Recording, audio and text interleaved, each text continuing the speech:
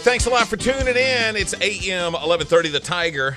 I'm Gary McCoy, along with the Ranger Pro staffer Steve Graff. Mike Eccles is here. Stinkbait's in the house as well. And this portion of the show, it's the Hooking Up and Tracking Down show, brought to you by Cypress Knee Outdoors, Coastal Conservation Association, Louisiana Charter Boats, and the Red River Waterway Commission. And our buddy's going to be back. Wayne Neeson's coming in the studio today. Wayne's coming in. He'll be in hour 2. He's going to come in and talk about his Candyman Pet Lodge kennel, the new Candyman Pet Lodge. I talked to a lady this morning. We were trying to figure out some of the benefits of being married. Yeah. And I did listen to some of that this morning. Lady said ever since she got married, she didn't have to hire a pet lodge. She had a dog. She had married a dog sitter at that point. But Wayne will be here. Also, we're going to talk some more about the chronic wasting disease outbreak, epidemic, proposed, possible fiasco. Yeah. That the Texas Parks and Wildlife has actually instituted. Steve Lightfoot from TPW. He is a spokesperson for Texas Parks and Wildlife. Yeah. Okay. I got to credit Mike. He lined all this up. Okay. Today. Well, he's going to be on and give his viewpoint of chronic waste disease versus the Texas deer breeders. You know, the deer breeders, and rightfully so, have voiced all kinds of concern, you know, about the of what this is costing them financially and you know, in a roundabout way, what it's costing them mentally, because, you know, a lot of these animals have been their pets, and they're having to harvest those animals because of this. So Steve hopefully will be able to shine some light as to where they're headed with that. Also, Dr. Tommy Brown going to be on the show. He is going to come on right after the spokesperson for Texas Parks and Wildlife. They're giving the state's side of this, right. And Dr. Tommy Brown is a high fence deer farmer. He's going to come on right after that and kind of rebuttal. Sure. If there's a debate. Yeah. Also, we will visit with Ducks Unlimited's regional biologist, Nick Biasini. Very good. How about that? Yeah, you're good at I got some pronunciation. Italian in You've me. been practicing. Yeah. He's got the duck migration report for us, where they are. Of course, Wayne Neeson, we mentioned him. He will be here from Candyman Pet Lodge. And this one I'm looking forward to. Mike Eccles is going to share with us people who changed the way we fish today. People who changed the way we fish today. We're going to talk about the man that invented the cork. There you go. No. Oh. Not really. I was like, wow. I never even thought about that. Me God, either. y'all are so easy. Hey, disappointed me. Obviously, a couple of big tournaments were held over the weekend. Bob Seeley's Big Bass Splash on Lake Fork, and what did it take to win? Bubba Sadler. I did an interview with Bubba Sadler last couple of days from Gladewater, Texas. Had a 9.48, and Bubba caught it basically on a shaky head. Basically on a Caught it- did he or- catch or it on a almost. shaky? He said that's what most people would call what I was doing a shaky head. Okay, He didn't go gotcha. into any more detail. He just Okay. said they would call it a shaky head. So, in other words, he's not telling the truth. He's not telling us the complete truth. Okay, now tell me, what's the deepest you'd fish a shaky head? Oh, I'd go. I mean, if you go into Arkansas, you're gonna fish shaky head in 30 foot of water. This was Lake Fork. I don't know if you remember. Yeah. What's the depth that you'd fish a Now shaky he head? acted like he was on a ridge in about 20 to 25 foot of water. Okay. So. See, I can't see me throwing that in 20, 25 It's foot of water. it's a worm. Yeah. With a weight on it. Yeah, but I don't. Why not throw a worm? That is a worm. He A is. shaky head is a worm. It is. But the point of it, why not throw a Texas rig or a Carolina? He wasn't getting the bites on. He said. Okay, gotcha. He was Okay. getting more bites on. This I particular think the shaky method. head, and we talked about this a couple of weeks ago, why the drop shot is so productive at certain Keeping it off times. the bottom. And I think it has to do with bottom composition, probably due to all this crap we got in the lakes. The vegetation is dying, going to the bottom, has changed our bottom composition. And I believe it's got to where fish do not really like to go down and Suck all that in. inhale a Right. bait off the bottom because they get that trash. Yeah. And the shaky head keeps the worm more. I mean, the head of it's still on the bottom, but the tail is up off the bottom. Yeah. And I Your weight's on the bottom. Yeah, and I think it's one of those things where it'll get a bite when the Texas rig won't because of trashy stuff on the Well, bottom. your bait looks like it's suspended, that. basically. Yeah. You know, and it puts it more in the line with the fish's eyes, like Mike was talking about. Let's talk about the second place guy. A little controversy here. We're going to put that to rest. I talked to Nicole Seeley just a little while ago, and she said, please put this to rest. Stephen Fathery from Alba, Texas, who is a guide at Lake Fork. Now, the rule in all Bob Seeley events is that you cannot have guided on that particular body of water in the last 90 days. Gotcha. March 21st was his actual last guide trip on Lake Fork. So Stephen was guiding, Steve but it was guiding March. up till March. This was the first year that he actually got to fish the Bob Seeley event because he had surgery on his hip. Okay. So he's been out of commission.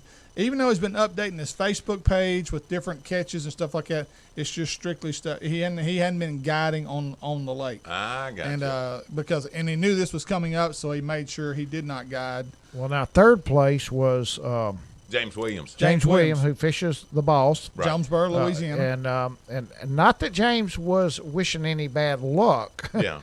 But if what was talked about had been proven, Well, James would have moved from we might need to from explain third to second. The controversy essentially was that it was possible. Some people thought that maybe Stephen had guided in that 90-day in window. In August. Based And- off his and- social and- media website. And his, that was Facebook not the page. that was not the case. Right. He had not done that. Right. So, but James was potentially due if that had proven true. Right. He would have moved into second. He won a boat, a Yeah. Triton boat. Yep. But if he had moved second, he would have won a bigger Triton boat and a pickup truck. And another $1,000. Sorry, James, cash. but Yeah.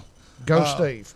Yeah, but Stephen had again, the winning weight was 9.48. Stephen had 8.84 for second. Third place was James, 8.76. Donald Belek III from Laurel, Mississippi had an 8.51 for $8,000 cash. Scott Davis from Bossier City came in fifth with an 8.05 for $6,000 cash. So congratulations to all five of those guys. Great job. And boy, and you look at, Gary, we talked about this before. It doesn't take much to win the hourly. 2.39 won an hourly on Friday. 2.23 won an hourly on Friday. 2.48, 2.23. You had some hours where it was even, I see several of them that was way less than even 2 pounds. Exactly. Got you your entry fee. How back. many total entries? Let's see here. Let's see if they posted that. Let me see if I can find that while y'all are. Thousands. Oh gosh, yeah. Thousands, and there was not a 10-pound bass caught. No. I don't have That's that. really. But it's amazing to me whenever you get into a situation with a slot as big as the one is on Lake Fork, that's where you see that disparity. You run from a 984 down to just a few places down below that. You're talking about a 2-pound fish, and generally speaking, I would bet you there was probably thousands of 5 to 7 pound fish, and there might have been a fish as big as one in the There top were 5. eight pounders caught that were in the slot. In the slot. Absolutely. That's the point I'm making. Average weight per fish caught in this event was 1.84. Wow. That would actually that were weigh. weighed. They were outside the slot. Yeah. Wow. Fish that were weighed in 1.84 pounds. Unbelievable. Fork. That just shows you, Yeah, the slot plays a huge role there. Oh, well, of course. Huge role. And it makes you wonder. Because they've adhered to the slot, and they hadn't had reports of any other, huge fish, 15-pound plus fish. Are they outliving the need for the slot, especially that big on that lake? Because you're talking about from 14 to 21 inches, or is it 14 to 20? 24. 24 inches, 14 to 24 inches. But don't you guys think that this is probably, of all the Bob Seeley events, this may be the worst timing for Lake Fork that you could probably go to it? Would you agree? I don't think you could talk to the guy who finished up first place and get any. No, but I'm talking about if you look at the pushback. overall the overall catches. Now again, we don't know how many slot fish were caught. Sure, either, it might have been that everybody went out there had the Yeah. day of a They lifetime. might have caught 6 and 7 pounders. Yeah. Yeah. I mean, just religiously would have been able to weigh 30 pounds with Exactly. a five. But the question is, has Lake Fork outlived the slot? Yeah. If Cross Lake outlived the slot, and we feel like it did, Yeah. why can Lake Fork not have done it? Well, it just makes you wonder. I mean, because The rationale behind having a slot that big was to essentially engineer a new world record fish. Yeah. And if they haven't produced, that I can recall in the last few years, a fish 15 pounds plus, are they really seeing justification for maintaining that slot? Harvesting is part of management. Sure it is. Us folks that grew up when the catch and release trend started and became a part of it and supported it and pushed it have had a hard time accepting this. But it's a fact. Harvesting is part of management. A lake will only hold X amount of fish per acre. Right. And if you never take those fish out, you're going to exceed that fish per acre number. And your big fish cannot, your smaller fish cannot, will out eat the bigger fish on forage. And it's going to get to where your big fish. I mean, I honestly think now Johnny guys would just turn over. I mean, punch me right between the eyes. Well, that's where I was going next. But I think that Lake Fork has probably got to a stage where it's got so many quality fish in it, those 13, 14, 15, 16-pound fish cannot happen because there's so much competition for the food now. Well, if you paid attention last week when Homer Humphreys was in. Oh, speaking of Homer. Happy birthday to his Homer wife. was outside the slot. Did you see him? Homer's wife, Laura. Happy birthday, Laura Humphreys. Today is her birthday. But if you were paying attention, he said the drawdown every year on Lake Bistineau, in his estimation, has done nothing but make that a better lake. And we thought it would destroy it. And that's what the general consensus was every year. But if you look, when you draw that lake down like it's been drawn down, and I know Mike is probably wanting to punch me between the eyes right now, but when you draw that lake down like it's been, you pull all those bait fish right in there, eyeball to eyeball, face to face, where they can be consumed by their predators. And those bass are getting bigger and bigger and bigger. And honestly, most of the guys that I know, Jeff Pate, if I'm lying, you text me right now. But most of the guys that I know say that Bistineau is really not suffering because of the drawdown. That everybody thought, oh man, they're going to haul every fish out of the lake, but it actually is getting better. And obviously, you would wish that it didn't have anything to do with the Salvinia. You would wish you didn't have that problem, and that's the reason why you're drawing it down.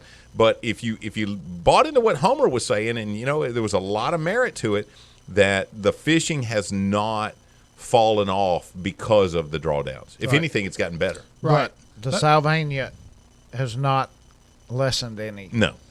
In the kids division, we had a young man from West Monroe won both days, Friday and Saturday. Josh Arant from West Monroe had a 1.69 on Friday and a 1.68 on Saturday. What are the odds of that? Yeah, really. Then on the catfish division, Cash Harrison from Tyler, Texas, caught an 8.62 catfish. So congratulations to all these guys. And okay, now we've also got the results of the Fallen Officers Tournament that was held over the weekend as well. Yeah, Sam Huckabee and Jake DeWeese, I guess that's DeWeese, is that how you say that? They had 6 bass, 3. You were allowed 3 each day. Who is that guy finished second there? Billy Graves? Who is he? Does anybody know him? I never heard of him. Old Montgomery basketball player. Sam Huckabee and his partner Jake had 23.45 for first place. Billy Graves, Marvin DeLong had second place for 19.53. Todd Gibson. And those are 6 fish. Yeah. Three fish 3 per day. fish each day. And Todd Gibson, Stephen Kennan had 18.64. Chris McGee, Bobby Reed, 1861. Wesley Duck, Jimmy Duck, they don't know much about fishing either. No, they got lucky here in this event. They had an 8.40 for fifth. Brian Bradshaw and Landon Kennington had 18.04. Terry Blackman, Rodney Teal, 17.95. Kelly Keith, Troy Martin, 16.18. Michael Page, Marvin Ettridge had 16.02. Hadn't seen his name in a while. James Maxwell and Brian Bantley had 15.75. So some good weights were brought in. Well, that's top 10. The big story, though, is Sam Huckabee and his partner only had like 6.5 pounds first day. 3 fish, 6.5 pounds. Wow. They came in the second day. They had with a 3 rope. fish, almost 17 pounds, and had like an 880 something. Wow. out of the river. Yeah. That's a Wow. kicker. All right, stay close. Bow season, just a couple of weeks off. What do you got to do to get prepared? We're actually 8 days. I'm not counting or anything, but I know it's you're not. 8 days. It's hooking up and tracking down 11:30. The Tiger. Oh, but that's the way it goes. Toledo Fiberglass specializes in fiberglass restoration, offering fiberglass repair on all major brands of ski and bass boats. Al Drew and his staff will get you back on the water where you belong. Everything from metal flake scratches to recarpeting, Toledo Fiberglass can fix it. It's also home of the Gorilla Hull and the headquarters of the Minn Kota Talon Shallow Water Anchor System. So the next time you need fiberglass repairs or restoration, go see Toledo Fiberglass just off the Texas Highway or call 800-554-5452. No one has a better selection of ATVs than Natchitoches Power Sports. To see Yamaha and other top name brand ATVs, go to Natchitoches Power Sports, located at 367 South Drive on the banks of beautiful Cane River in Natchitoches, Louisiana, or give them a call at 318-352-8174.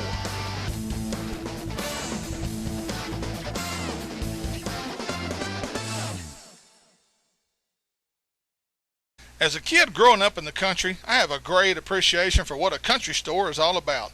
A store that pretty much has anything and everything you might need. We have such a store right here just south of Natchitoches called 3J's 4away. From plumbing to pizza, drinks to snacks, 3J's has it all. With a new and improved deli center, 3J's should be your snack or lunch headquarters. Oh, did I mention Cypress Knee Outdoors? Folks, if you need anything related to the great outdoors, they have it. Deer stands to feeders, ammo, guns, and camo, Cypress Knee has everything a hunter could need. So you're not a hunter, but love to fish. They have all the top name brands in the fishing world. Zoom, Daiwa, Santone, Strike King, Gary Yamamoto, Bandit, and the best hooks on the market, Gamakatsu. This is a place that has it all. So let John Abraham and his great staff take care of all your grocery and outdoor needs by making the 10-minute drive just south of Natchitoches at the intersection of Highway 1 and 120 at Cypress Knee Outdoors. This segment presented by Candyman Pet Lodge, Daiwa Rods and Reels, Paul's Farm and Garden, and Bayou Outdoor Supercenter, the top-rated motorhome specialist in the Arklatex. The only thing these guys specialize in is sleeping, big boy toys, and waitress watching. Here's Steve Graff, Gary McCoy, and Mike Eccles. Hey, I'm a pro waitress watcher. I'm just telling you, I don't think either one of the two of y'all could come close to me. I'm smoking in that department. Smoking. Gary McCoy here along with the Ranger Pro staffer Steve Graff. Mike Eccles, the old mud hen, is in the house. Stinkbait's got all the buttons for us. Candyman is going to be here in just a little bit, but first we got a word about Candyman Pet Lodge. Oh, well, you caught me off guard there, so let me we're going to brag on Wayne Neeson and let you know exactly what's going on in that world. Candyman Pet Lodge. Every dog owner is very particular wherever they leave their dog at a kennel. It's like dropping off their own child. They want to make sure their pet is taken care of. Well, now there is a place that's as close to doggy heaven as you can get. Candyman Pet Lodge, just west of Greenwood. Dogs everywhere are talking about Candyman Pet Lodge. And Wayne Neeson will be talking about it too for long. Training to grooming, your dog will roll over for joy when he hears he's going to Candyman Pet Lodge. For reservations, call 903-765-DOGS. Okay, bow season, 8 days off. Before we get to that, though, a couple of things going on this week that we felt like it was really important to get out to you. The Dream Hunt Foundation Benefit Dinner, Fundraiser, and Auction tomorrow night. It's going to start at 6:30 at Las Palomas, 7 Pines Road in Benton. They've asked me to come back and be the MC this year. I guess they couldn't afford real talent. Probably not. So they, they went with me because I'm free, and all this money is going to the kids anyway. So I was a good deal on that. The doors will open at 6 o'clock. If you want to RSVP for this, holler at me and I'll give you Jeff Warren's phone number. That way you can get hold of him and see if there are any tickets left. And this Saturday night, 6 o'clock, First Baptist Church in Houghton will have our Whitetail Banquet, which kicks off our annual Big Buck Contest. There you go. And we're going to be talking about Big Buck Contest, next week? Next week, I got a little story out of the Carolinas. It's going to be pretty interesting. Well, we kick this this Big Buck Contest off with the banquet Saturday night. Jeff Warren is going to be coming in and speak for that. And one of the things that you got to remember, it's absolutely free. We feed you. We got great entertainment. There's lots of door prizes. And if you want to participate in the Big Buck Contest, you have to be there. You can't say, well, I'm just going to send my kids over there and they'll pick me up one of those things. No, you have to be present in order to be able to be in the Big Buck Contest. Again, it's free. But bow season, 8 days off, and there's a number of things that you need to do to get prepared for the coming season. This is a list I kind of threw together and stuff as I got to thinking about my own self, things that need to be done and make sure I have done. Number one, make sure your bow is in good working order. You know, a lot of guys, I don't know about you guys, but whether it's a crossbow or whether it's a compound, a lot of guys actually take their string off during the off season. Yeah.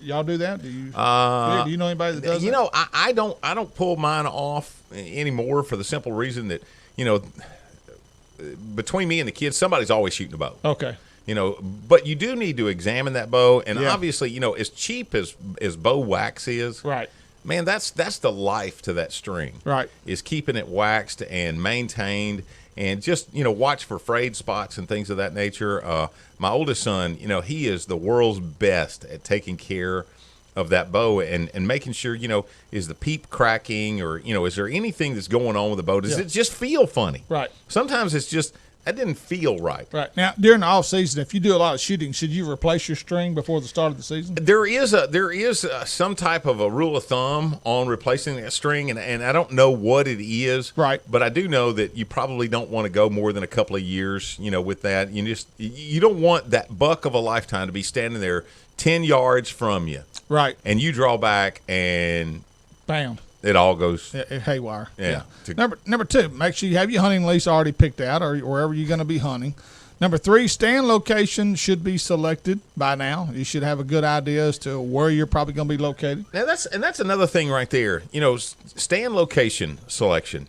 You know, just because this was a good spot last year doesn't necessarily make it a good spot for this year. Good point, especially if you've been hunting along the Red River corridor and all the flooding took place. I honestly think that because of the flooding, I've seen deer this year, and we've mentioned this a couple of weeks in a row now. I've seen deer where I've never seen deer before. Yeah, you said that. And I'm just telling you, you really need to spend a little more time in the woods. You need to look, you know, deer ought to be rubbing right now, just for the simple reason of getting rid of their velvet. Right. And you're going to see some signs, you know, where's there a lot of droppings? Where are they feeding? You know, the French mulberries, you ought to be able to pick out the spots that they've been feeding on those.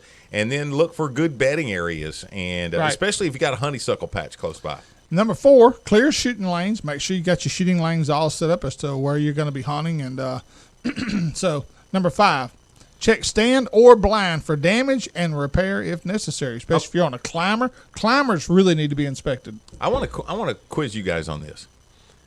Do you think you're hamstrung to bow hunt out of a ground blind? I mean, is it better to be in a tree, or is it just as profitable for you to be in a ground blind? I think a ground blind, if it's a good and you're camoed and you're really hidden well, I think a ground blind's the way to go. Because here's the other thing too, and this is something I talk about in number 8. When you practice shooting, you want to make sure you practice shooting at the same angle you're going to be hunting. If you're hunting on the ground, right, you want to practice on the ground. Right. If you're hunting from a tree, you need to practice from a tree. And I know a lot of guys will climb up on the roof of their house. Yeah. And shoot targets out that way. Oh, and I just got a note here from Chris Friday. Thank you, brother. He's going to be with us next week. Chris Friday? He's sitting in right there beside you. All right. And then the next week, Hunter Mulligan's coming in. How about that? Well, if you haven't checked the rut report, you know, Chris will be keeping you up on that. But he says check the straps on those ladders and fixed position stands, and always wear your safety harness. Yes. Your family is depending on it. Exactly. Now, back to climber versus ground blind. Yeah. That is all based on the terrain. You can't hardly take a ground blind and put it in a white oak bottom where trees are 30, 40 yards apart and no undergrowth, right, and not expect a deer to spook from a ground blind. Right. Yeah. Right. Yeah. Good point. Good point. You got to have ground cover to blend in with a ground blind. But you know what's so funny? You mentioned that. My buddy Tommy Williamson in DeSoto Parish, he and his wife hunt almost exclusively out of ground blinds. And he's told me, he says, Gary, I've had deer walk right up next to the blind. He said, close enough I could have reached out and touched them. Yeah. So if you, I've heard that before as well. If you've taken care of all the other things, you know, obviously they can't smell you. You know, you're hunting the wind right. You've got everything set up right. I don't know. I don't necessarily believe you got to be 40 feet high in a tree to be successful. Well, a lot of these ground blinds too have scent control built into the fabric of the blind itself. So, hey, that's pretty good. Where do you buy that burlap? Well, I don't think burlap is what you're after. Hey, and then I'm going to ask anybody out there that uses and swears by ozonics, I would like to hear from you. That's the one that puts out the smell that covers. No, that's the one that's supposed to looks like a Bose radio, sits on your stand, supposed to eliminate your scent. That's what I'm talking about. Ozonics. Yeah. Ozonics. Advertised a lot. I just don't know if they work. Okay. Not saying they don't. Yeah. Would like to Love hear to somebody. talk. 688-1130. 318-688-1130. Number 6. Make sure your game cams are set up and ready to go. If you're using game cams, make sure you should have probably already had them up. Because the more you're in the woods closer to actual hunting day, the more alert the deer are going to be. And don't get me wrong, deer know when you start planting food plots and they hear them tractors and they hear these four-wheelers starting to run around the woods August, you know, they know. Yeah. They know what's coming. Well, you know, the thing about it is for me, the big question is, how often do you check your game camera? Yeah. I mean, you know, do you go once a week? Do you go twice a week? Do you go once every other week? For the simple reason that, you know, again, you are putting scent where it wasn't in July. And, you know, have you caused those deer to change their movement? And, you know, traditionally speaking, I'm going to venture 90% of your photos are going to be at night anyway. And it makes you wonder, you know, do you going in there to check that just so you know, okay, he's coming in around 11 o'clock in the morning, you know. Right.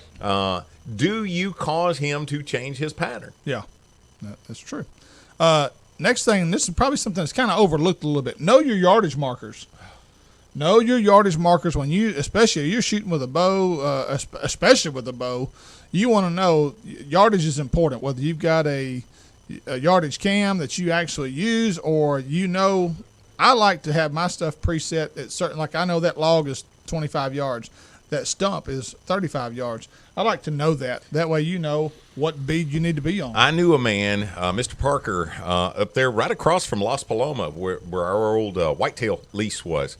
Mr. Parker did something that was the coolest. He took landscaping ribbons, and he would wrap a pink ribbon at, you know, we'll just say 100 yards. Now, he was a gun hunter, not a bow hunter. But he would wrap a pink ribbon around this tree and this tree and this tree and this tree. They were all at 100 yards. And then he put a yellow ribbon at 150 yards. And then he put an orange ribbon at 200 yards. And then, you know, anything beyond. So he knew if that deer showed up and it was between this ribbon and that ribbon, yeah, it was between 100 and 150. If it was between this ribbon and that ribbon, it was 150 to 200.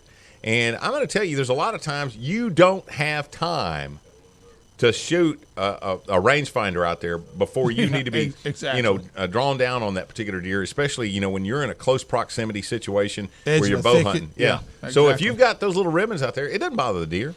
And the last thing, and guys, I got to be honest with you, I can't find mine. You got to make sure you got your thermocell. I'll give you one. I must have 10 I've lost of them. it or misplaced it. I cannot find it. I'll bring you one. I tore the house apart looking for it the other day. That is the most important weapon no doubt. you will have in the state No of doubt. Louisiana. If you don't have that thermocell, you might as well stay at the house. Yeah. Might as well leave the bow. You're not going to kill a deer. No. No, you're right. You're right. not. You're not going to stay there. You got to go. Stay exactly close. We're going to talk the situation in Texas with the chronic waste disease and the Texas deer breeders. Spokesperson Steve Lightfoot is next. Hook it up and track it down, 1130, The Tiger.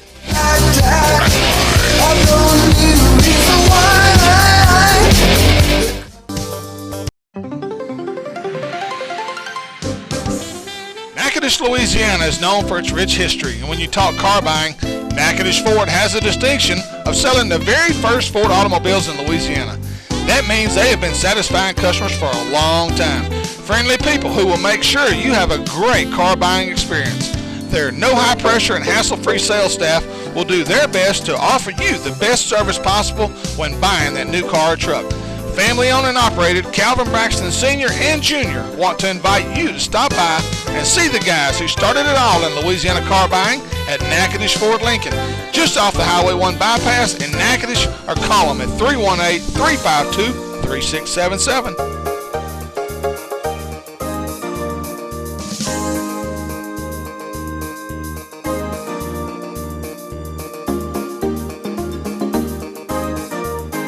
As a kid growing up in the country, I have a great appreciation for what a country store is all about. A store that pretty much has anything and everything you might need. We have such a store right here just south of Natchitoches called 3J's 4away. From plumbing to pizza, drinks to snacks, 3J's has it all. With a new and improved deli center, 3J's should be your snack or lunch headquarters. Oh, did I mention Cypress Knee Outdoors? Folks, if you need anything related to the great outdoors, they have it. Deer stands to feeders, ammo, guns, and camo. Cypress Knee has everything a hunter could need. So you're not a hunter, but love to fish. They have all the top name brands in the fishing world. Zoom, Daiwa, Santone, Strike King, Gary Yamamoto, Bandit, and the best hooks on the market, Gamakatsu.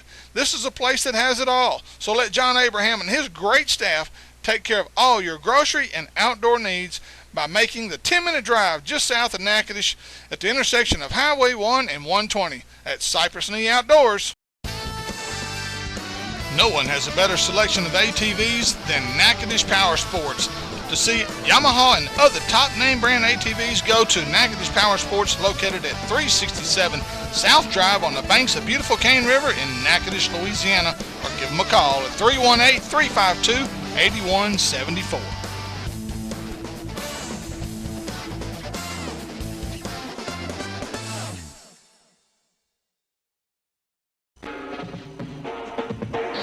You're listening to the Hooking Up and Tracking Down show presented by Nichols Department Store, J&J Exterminating, Natchitoches Power Sports, and Haydale Game Calls.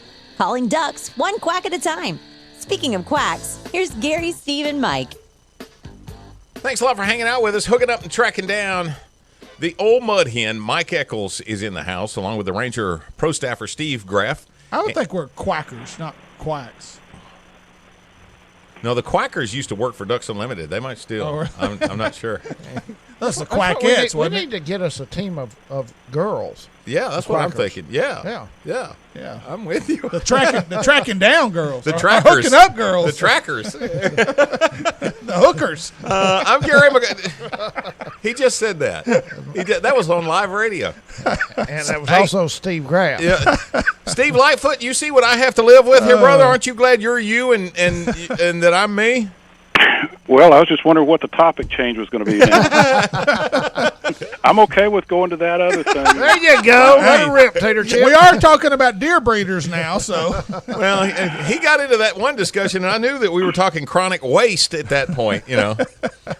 Listen, I want you to dispel a couple of rumors for me, first off. Sure. Chronic waste disease does not mean that every whitetail out there is infected. Absolutely not. I mean, we've sampled upwards of 30,000 deer over the last 10 years or so in Texas. We did not find it until 2012 in far west Texas in the Waco Mountains in a couple of mule deer, and since then this year we've found it in a couple of captive deer down south of San Antonio. That's it. And chronic waste disease and blue tongue are not one and the same. No, they're totally separate. Chronic wasting disease, and I know this is going to raise some red flags, but it's kind of the deer version of mad cow in that it attacks the brain. It's a prion protein, without getting too biological, that eats away the brain, causes the deer to lose its neurological functions, and then eventually is fatal. Okay, we've got a pretty heated controversy right now between Texas Parks and Wildlife and the Texas deer breeders, and we have heard from a couple of the Texas deer breeders. We've heard their side. Mm-hmm. Where is Texas Parks and Wildlife on this particular issue with the deer breeders right now? In that you guys are trying to address a problem. Well, we're trying to do an epidemiological investigation. As I said, we found chronic wasting disease in a couple of deer breeding facilities, and that's all we found it in. But that doesn't mean that it hasn't moved elsewhere. I mean, as we discovered this last week, another facility in a different county that received a deer from that original facility was infected.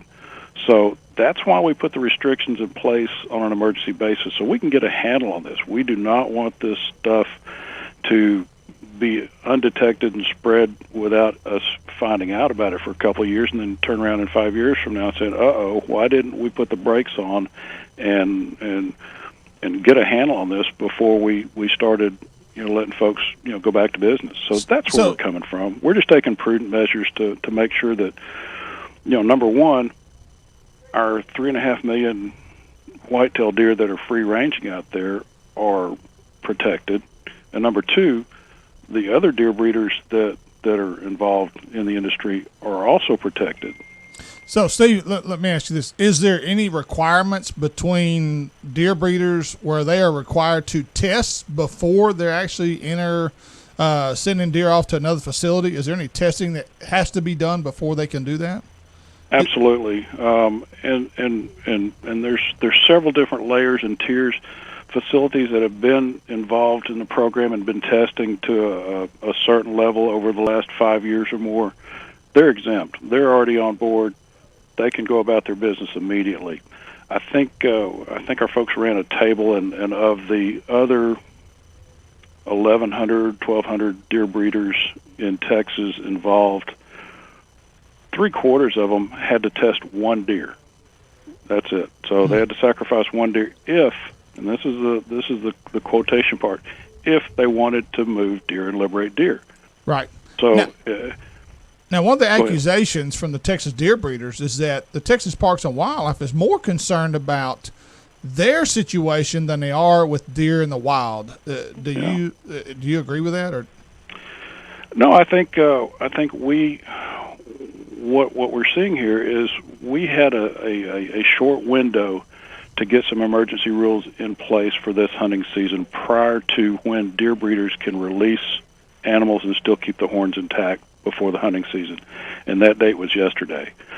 So between the time we found out we had CWD in Medina County in late June till now, we had to come up with a plan that would provide opportunities for the bulk of those other 1,300 deer breeders out there to go on about some level of business prior to that September 22nd cutoff without putting at risk all the other breeders and all the free-ranging deer that are out there. So this is something that is not going to go away immediately. I mean, we'd be naive to think we could eradicate it in Texas. We've got a lot of deer out there on the landscape. We're going to manage it.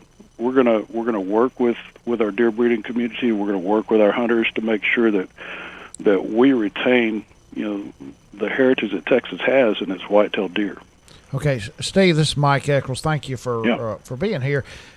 You said a while ago, since 2012, y'all have tested approximately 30,000 deer for CWD. No, since 2003. 2003. Yeah, we've been looking at this a long time. Ever since it started cropping up in other states like Wisconsin, we knew on the horizon that it could possibly be in Texas. So if it was, we wanted to try to detect it as early as possible.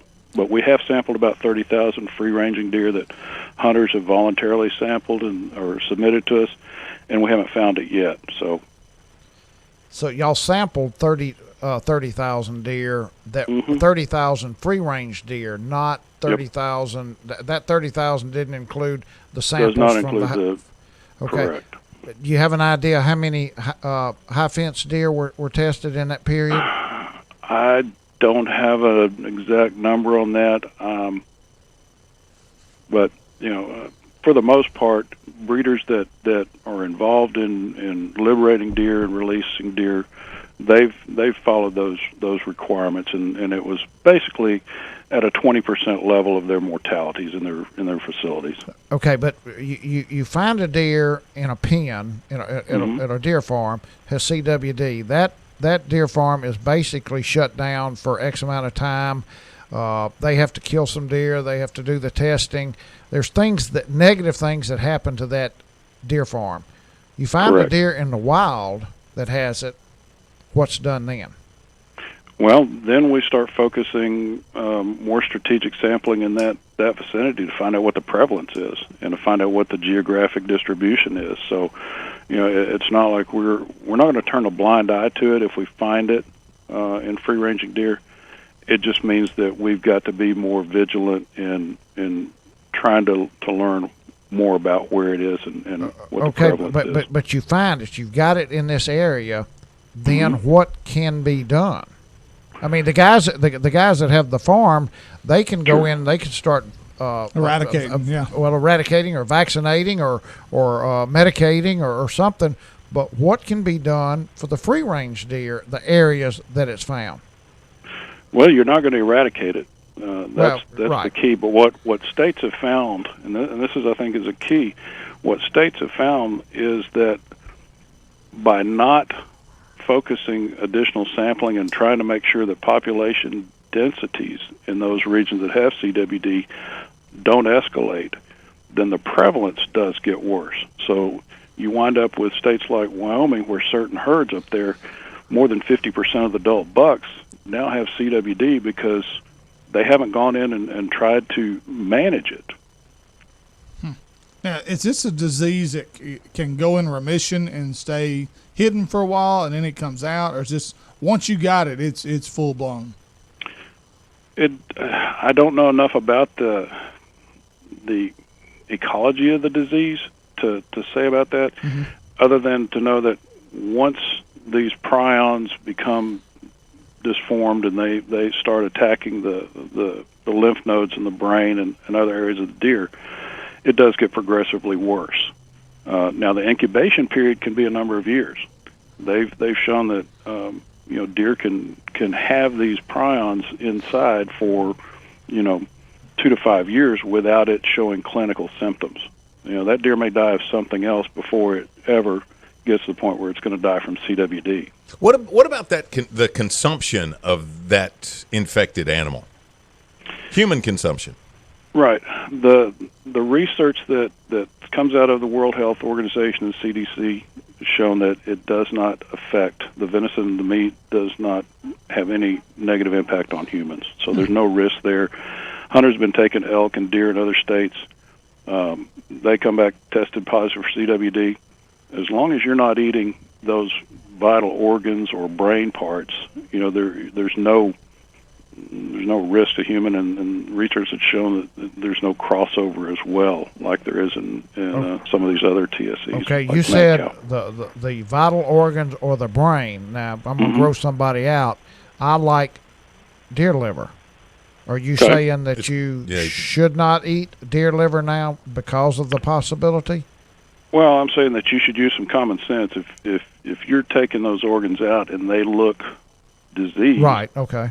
I probably would discourage you from consuming them, but we're talking about just the overall meat, deboned and off the carcass. Yeah. There's no risk. Okay. One other question on this particular issue is that there is contention that there is a level of testing, though there's some disparity between how accurate it is, but there is some contention that live testing can be done, and that it's not quite as effective as a deceased animal, but it's pretty good.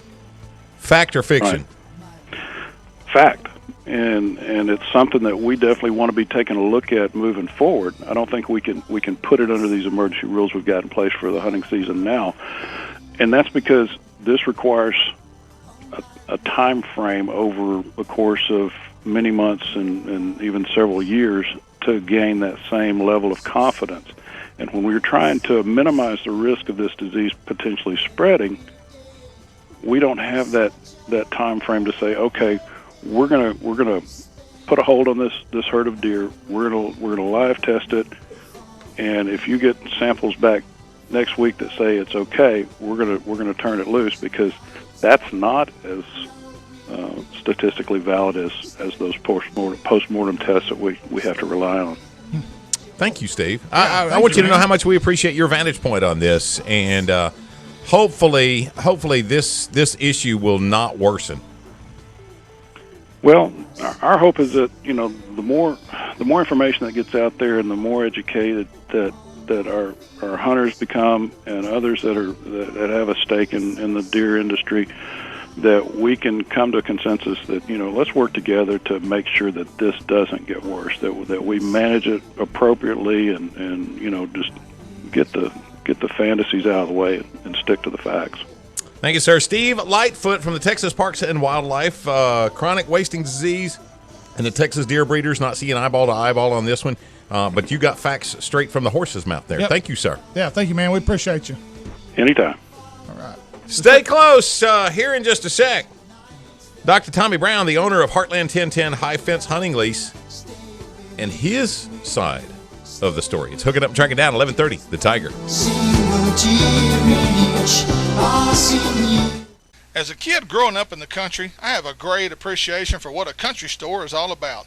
A store that pretty much has anything and everything you might need. We have such a store right here just south of Natchitoches called 3J's 4away. From plumbing to pizza, drinks to snacks, 3J's has it all.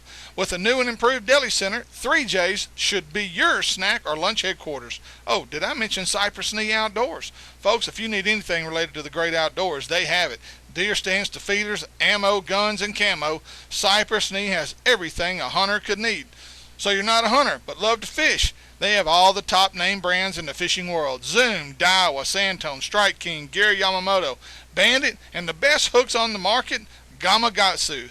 This is a place that has it all. So let John Abraham and his great staff take care of all your grocery and outdoor needs by making the 10-minute drive just south of Natchitoches at the intersection of Highway 1 and 120 at Cypress Knee Outdoors. As a pet owner, it seems no place is good enough for the family pet unless you've checked out Candyman Pet Lodge. Owner Wayne Neeson has built a first-class facility, and it's only 20 minutes away at 2580 Boggy Road, Wascom, just west of Greenwood, Louisiana. A boarding, training, and grooming operation with both inside and outside accommodations. Price based on one-on-one training time, and now offering free bathing if your dog stays for more than 3 days. They'll treat your pet like it's one of their own and take care of any medication or special diet needs your pet is on. And for an additional charge, they offer Purina Pro dog food. All guests are exercised twice daily and treated like the kings they are. So from now on, when you're looking for that special place for man's best friend, look no further than Candyman Pet Lodge. Give them a call at 903-766-DOGS. The Hooking Up and Tracking Down show knows about some good food, and the folks at Silver Star Barbecue and Steakhouse know great barbecue. From the best ribs and brisket in the South to high-quality steaks, Silver Star will have you loosen up your belt before you leave. Looking for that special place to host your next event? Look no further. Silver Star will not only host your next event, they'll come to you with their awesome catering service. Don't wait any longer. Make sure to book your next event now. Call 318-752-3633. That's Silver Star Steakhouse and Barbecue just off Highway 80 in Bossier City. Welcome back. This segment presented by Ranger Boats, Toledo Bend Lake Country, and Bellevue Meat Processing. This fall, let Bellevue Meat Processing take care of all of your wild game packing needs. Now back to the wild guys of Outdoors Radio who have no game at all. It's Steve Graff, Gary McCoy, and Mike Eccles.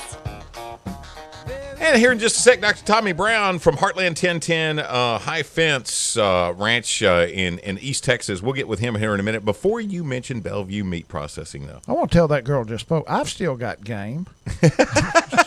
I'm just good for 1 quarter instead of 4. It's in the freezer, though. Happy birthday, Chris Nesbitt from Bellevue Meat Processing. Yesterday was his birthday, and I think he was 82 yesterday or 80 somewhere. To reverse those numbers, maybe. Happy birthday, Chris. We love you, brother. This fall, let Bellevue Meat Processing take care of all your meat packing needs, specializing in beef, deer, elk, and other wild game processing for the freezer. Now is the time to call Chris or Carla Nesbitt and make your appointment for beef cattle processing. Also, don't forget to bring your elk and other exotic game to Bellevue as well. Whether you want sausage or steak cuts, Bellevue Meat Processing will make sure your beef or game is packaged right. Give them a call, 318-453-2783. Okie dokie. Dr. Tommy Brown on the phone. And if you're looking for a heart doctor, that's the man. If you're looking for somebody to show you how to catch a fish, that's the man. If you're looking for somebody to show you how to kill a big old 10-point buck, that's the man. Is there anything you can't do right, Tommy? I can answer that, but go ahead, Tommy. All right, Mike, you're sworn to secrecy. Yeah, but I'm not. Well, that's true. If you got a That's heart true. problem, I'm just telling you. it's a man. He Right? is the man. And Dr. Brown, I don't know if you had an opportunity to listen a second ago. We just had Steve Lightfoot on, spokesperson for the Texas Parks and Wildlife. And he gave us some numbers that, I don't know, Mike and I were doing the math on it a minute ago, and it was less than 1% That's scary. of the population of the free-ranging deer in the state of Texas have essentially been tested since 2003. There was, he estimated around 30,000 free-ranging deer were tested for chronic wasting disease out of a population of 3.5 million. And that came up to 0.008, which is just a little less than 1%. You guys are I'm sorry? Yeah, you're absolutely right. In fact, some of the numbers that I've seen have been as low as 0.04% of the deer that's been killed in the wild have been tested by the state of Texas in the wild. So why are high fence deer ranchers being held to a higher standard? You know, I do understand what Parks and Wildlife is. We do have a lot of deer. We have a lot of deer in close proximity. But, you know, here's the deal. We test our deer. We have to test our deer, at least 20% of them. Now, these big breeders he was talking about that they were let go, you know, to early do some of the moving, those were registered under the Texas Animal Health Commission, and they test 100% of all deaths they had. In fact, the place where the deer what tested positive came from one of those areas. This was a big deal. They test 100% of their deaths. And the deer that died was a 2-year-old. This was not a deer that died from CWD. There has not been a whitetail deer in the state of Texas that has died from CWD. We've and you know, he was saying less than, if you look at the 3/4 of the breeders, they only had to kill one deer or something like that. There's just 1,300 breeders. I personally had to kill 3 deer to meet the new souped-up restrictions that they laid on us right at the last minute. I mean, I do follow the rules. For a long time, I tested 80%. I was at 80% of every deer that died. I had a complete autopsy done because these deer are valuable to me. I love whitetail. I love watching them. I love taking care of them. But the rule said you only had to test 20%. Well, these cost about $200 to $250 time you get an autopsy and send the lab work, the brain stem, and all off. So I said, well, I'm just going to wait a couple years. So the last 2 years, I didn't test a single deer, though my percent of testing in the last 5 years was still over 60%. Well, the new Parks and Wildlife rule come out and said, if you hadn't tested 50% of the deer that has died in your pens in the last 2 years, you can't release deer, transport deer, or do anything. So I have about 40 does that I have handpicked over a long period of time. I had to go out and euthanize 3 of those deer that were healthy deer. And you were already over the state mandated minimum. Yeah. Oh, I'd way over it. And most people were way over, because if it says 20% and it costs you money to keep doing more, why would you continue to pay that money? I guess our deal as a breeder is 23 states and 2 provinces have already known CWD is out there. CWD is everywhere. I have no doubt in my mind CWD is in free-ranging deer. Texas deer industry counts for over $2 billion. The breeding is $700 million. We should have had a plan. We actually had a CWD committee that had plans. But Parks and Wildlife didn't listen to them. You know, this came down, so you shut down all the business. And a lot of these people, I'm fortunate. I am a cardiologist. I did have a little money. I could weather this. But there's a lot of people who have, the only way they've been able to keep hold of their ranch or their land or anything is raise deer. Well, you got a short period of time that you can sell deer. Well, all of a sudden, you can't sell any deer. You can't move any deer. You can't do anything with these deer. Tell me, what's the average cost per deer for testing? $250. Is it? It's $250? around $200 to $250. In fact, me and my son Tune into the just show went- every now and then, Steve. Yeah, I mean, didn't hear that number earlier. I didn't miss that. Yeah, we just went to a course where me and my son can now take their brain stem out and grab the retroperitoneal nodes of these deer, because the vet bill on it is about $150. It's a time-consuming deal. If that deer's been dead for over 8 hours, try to get the brain stem out. It's turned to mush. If you don't get that brain stem, you know, the thing called the opex, the part right where the brain meets the spinal cord, if you don't get that out in its entirety, that specimen is wasted. They'll give you no credit for that. Wow. So it's a very time-consuming deal to do. Hey, Tommy, is a deer in high fence more apt to have CWD than a free-ranging deer, or is it just more apt that deer will be detected because of the guidelines? Mike, I'm going to be honest with you. I don't know. I do think because of in the close proximity that they probably are a little bit, but we don't know. You know, this thing is a really weird deal. It's a protein, and it can stay in the ground. It can be carried. We documented that hay coming from the Midwest has some of these prions on it. Now, is it because we feed the same feed that we can have it? Is it because they're close proximity? We have never been able to really find that deer communicate it like breathing or anything like that. But there is species, there is saliva, and there's more of that that's a little bit more concentrated, especially in places that have a lot of deer in close proximity. Okay, so Texas Parks and Wildlife, in your opinion, overreactive or proactive? Mike, that's a hard question. They That's have the reason I gave it to you. I'm trying to stir up some crap. Well, they do. I'll say, you know, I think it's a combination of both. I think this could have been handled a little bit differently, but I do understand. I think the hype has been out there. If you look at this, Mike, CWD has been around since 1961. If you look at Iowa just released a paper. They had 4 deer that they tested positive for CWD in 2002. It was found around Harper's Ferry. They just completed 12 years of testing in that area and other areas in Iowa. 55,000 deer were tested. Do you know how many CWD they found other than the original 4?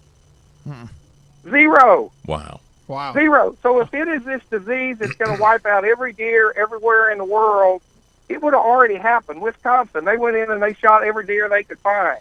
You know, what did they find? 2% of deer.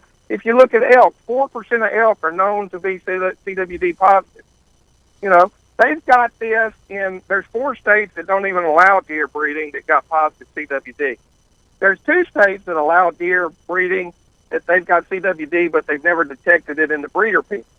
So, you know, I think all this hype about the deer breeders and focusing on the deer breeders and make us do a lot while we're really kind of ignoring everything that goes in the wild, that's not really epidemiological study.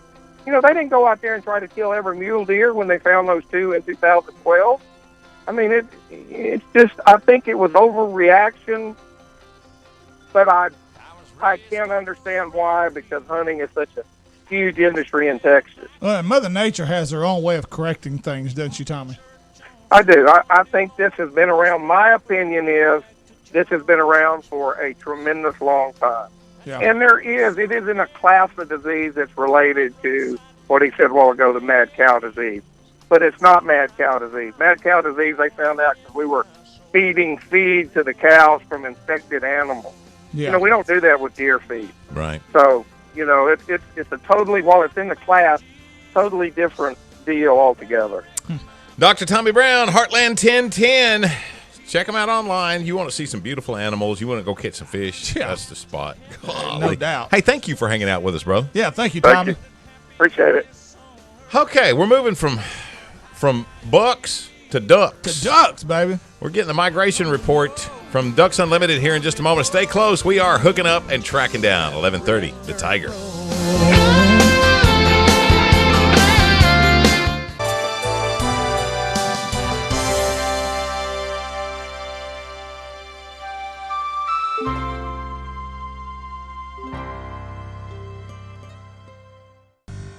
watching KNTS Digital 19 in Natchitoches, Louisiana.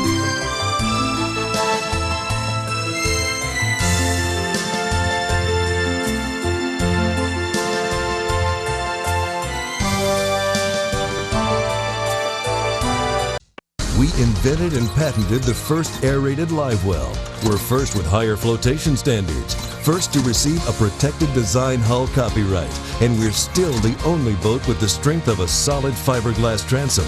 With such a strong focus on non-stop innovation, no other boat enjoys such advanced engineering. Ranger Boats, we're celebrating 40 years of fishing and a lifetime of leadership. Discover Yamaha's VMAX power. When you want the best, choose Yamaha. Toledo Fiberglass specializes in fiberglass restoration, offering fiberglass repair on all major brands of ski and bass boats. Al Drew and his staff will get you back on the water where you belong. Everything from metal flake scratches to recarpeting, Toledo Fiberglass can fix it. It's also home of the Gorilla Hull and the headquarters of the Minn Kota Talon Shallow Water Anchor System. So the next time you need fiberglass repairs or restoration, go see Toledo Fiberglass just off the Texas Highway or call 800-554-5452.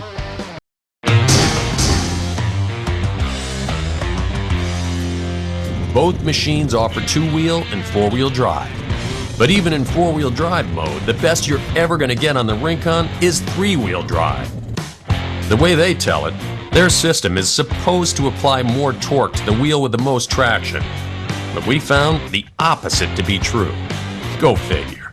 On the Grizzly, you can engage full four-wheel differential lock.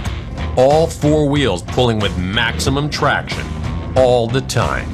You can't get fully locked four-wheel drive on any Honda ATV. Which one would you rather be riding?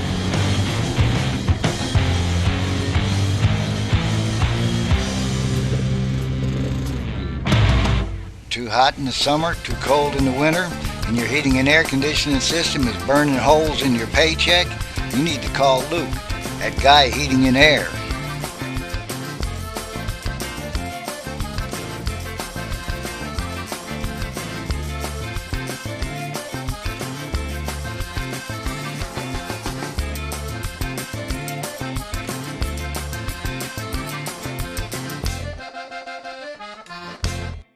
The American Legion honors our newest generation of warriors and veterans. Please join us in supporting and recognizing their unique contributions and needs. Go to legion.org/honor-veterans to find out more. The Natchitoches Sheriff's Office and Sheriff Victor Jones encourage all citizens to remember to be safe, buckle up, and remember, no Texans. Welcome back to Hour 2 of the Hooking Up and Tracking Down show, presented by Spro Lures, Cypress Knee Outdoors, Silver Star Smokehouse and Barbecue, and Louisiana Charter Boats Association. Get hooked and go fishing with Louisiana Charter Boats. Here are the three guys who still believe Bigfoot is real. It's Gary, Steve, and Mike. And I challenge He lives at my anybody- house. I've seen him. I challenge anybody to argue with that. I know him. I have to feed him. It's just unbelievable. Oh, and I just got a text from my wife. She's got the answer for all of this ADD. I mean, for all of the chronic waste. She says, y'all just give those poor deer their ADD medicine and they'll be okay. I don't think she quite gets the gist of the chronic waste. You reckon? Yeah, I'm thinking she's out on that.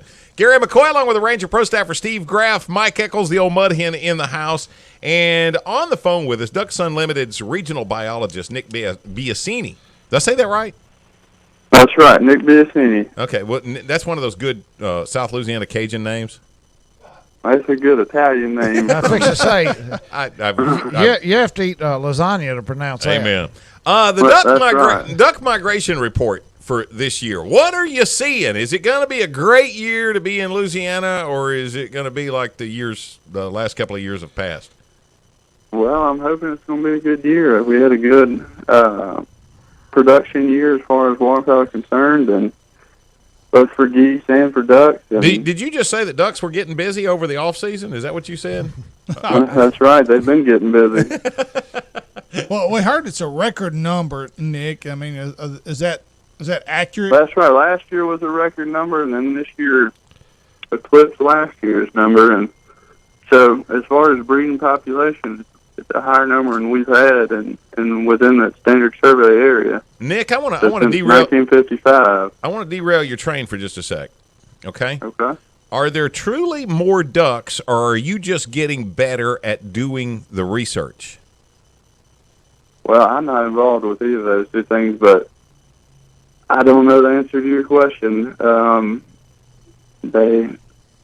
They've been doing this consistently over that entire time period, so likely there are more birds than there were at all during that survey time. But Now, one thing, Nick, that Mike, our resident big-time duck hunter, he does a lot of guide trips. You know, the numbers don't always equate to a great duck season. There's a lot of factors that go into that, aren't there?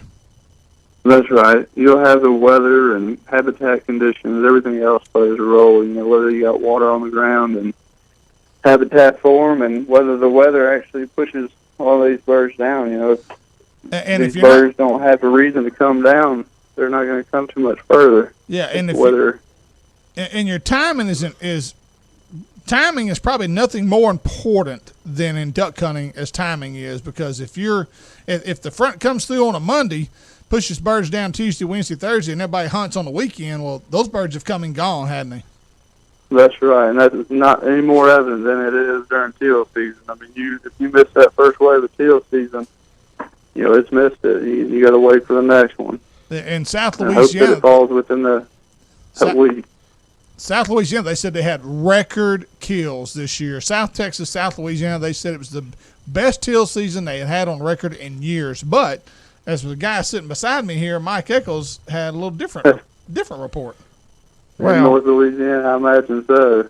Well, our season, you never can predict it, but our season, according to when the teal came down, we missed the first major flight by 2 days. We had another flight this weekend, but I would rate the teal season in North Louisiana as medium to poor, because we did miss a lot of the birds that went through. Of course, they stopped in South Louisiana, and that's the reason they're having good numbers. Yeah, that's the thing with teal. They really just, you miss them 1 second and they're going to the next one. Okay, I want to get back to the actual migration and these record numbers that you're talking about, Nick. Nick Biasini from the Ducks Unlimited, the regional biologist. Nick, you said record numbers. Is that record numbers in all species of the ducks? I mean, we talk mallards, pintails, all of them, or is there one particular species that's doing better than others?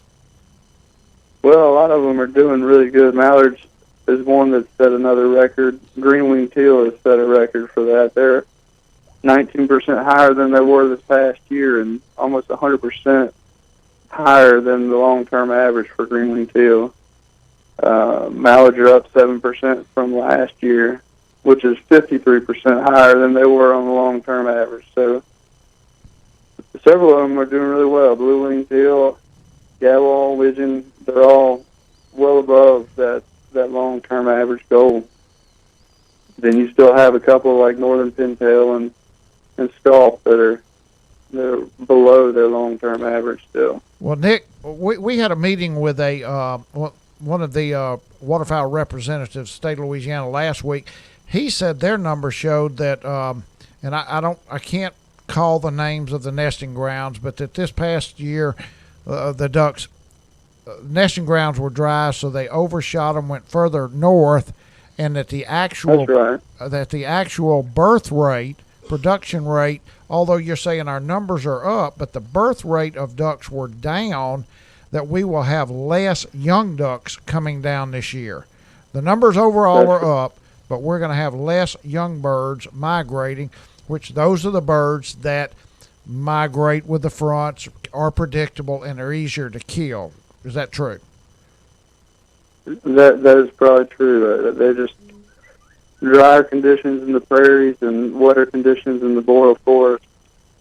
You had more birds going up into that area, just trying to find wetter ground to breed in. Now, it's a little bit tougher for them. Now, overall, agriculturally, Nick, what's the outlook? I mean, we've had, I guess you'd say, a wet spring. Obviously, we had a wet spring, at least in this area, all through the middle part of the country. How does that equate to more ducks coming down? Does it help with reproduction? How does that equate? Well, it won't have in y'all's area, it won't have a huge impact on reproduction, but it'll have an impact when they're coming down, when they're migrating through. And I'm not as familiar with that as in terms of that area and the farming outlook, but I think it was pretty similar to what it is over here. And, we had a wet spring and early summer, but it's been dry pretty much ever since. And so the conditions are fair, but water lines up, weather lines up. I think it'll be more than enough to provide good opportunity out there. Okay, Nick, DU, what's in the future? What are y'all's plans to help the hunter? Well, we are continuing to work on public lands throughout the country in every state. We've got projects in every state, and continue to do that. And we also have the migration map and Ultimate 360 waterfowling on the website that offer both an idea of the current migration and as well as opportunities for people to go up and look into what public land opportunities are out there for the hunters. Yeah, I'm looking at your map right now online, and I do want to encourage, it's ducks.org, www.ducks.org. I encourage everybody to go check it out. They got migration alerts, DU biologist reports, field reports, public reports. It's just a great map, and it's all pin dotted with different markings all over the whole eastern side of the country, from Oklahoma, Texas, all the way to the East Coast. So I commend you guys. Great job with this. And I guess you've got scouts on the ground in different places that report in. Is that how it works, Nick? That's right. Biologists like myself that are generally out in the field getting work done, and we'll take a little time to go out on there and fill out some of those reports, as well as anybody else can go online and fill out a report and they would see what they're saying. And it's probably the best map to give you an idea as to, it's insane how the fronts itself will actually correspond to guys are seeing more ducks on the map. I mean, you can kind of tell when the fronts are coming down and when the ducks are starting to migrate south. I think it's just a wonderful job that this map, all the detail it gives. That's right. It is a really good tool to have and be able to use, and you can use it on the website, and you can use it on an app on your smartphone too. Nick, you were talking about farming reports a minute ago. With increased agriculture, there's years when weather conditions are just conducive to where, some of the farmers just have true bumper crops and things of that nature. Does that help the flyway, or does that make ducks check up a little bit longer and maybe hurt those of us who are, further south on the flyway?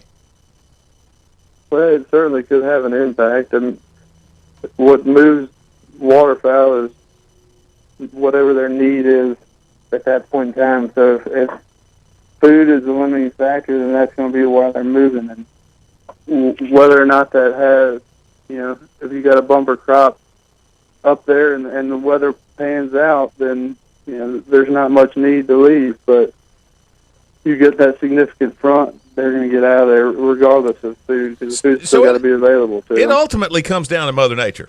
Bam. That's the right. answer. That's right. We're all dependent on Mother Nature. I mean, we can set the table for them, but we're just kind of waiting to see if they show up or not. Well, we looked at some numbers last week at this meeting where the guy showed us that I'm not sure if it was white front geese or the goose population in the last 8 years had doubled. The amount of geese had doubled. However, the amount of geese wintering in Louisiana had been reduced by 70%. Wow. We were only wintering 30% of the geese that we did 8 years ago with the population doubling. The only answer to that question, why, is no, that they're not coming this far. And it has to do with a lot of those farming practices. I was going to say, agriculture would be the reason for that. Not as many people farming anymore. I just thought maybe warmer you can't winters. Freeze a duck to death. Yeah. As long as he can eat, he'll dig in the snow. He'll stay there. Yeah, it's the agriculture leaving, for whatever reason, leaving food on the ground in Arkansas, Kansas, Missouri, Illinois, Kentucky, that wasn't that way before.